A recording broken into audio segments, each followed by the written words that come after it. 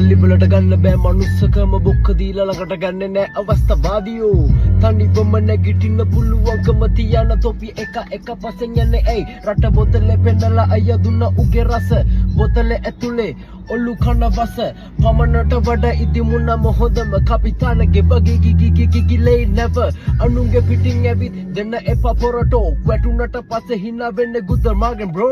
hina වෙලා ළඟ ඉඳපන දෙන්න කිව් එක වැඩ කර ජුත වෙන්න බව දන්නවඩෝ කුටි කනකොට මං වටේ හිටියේ කවුද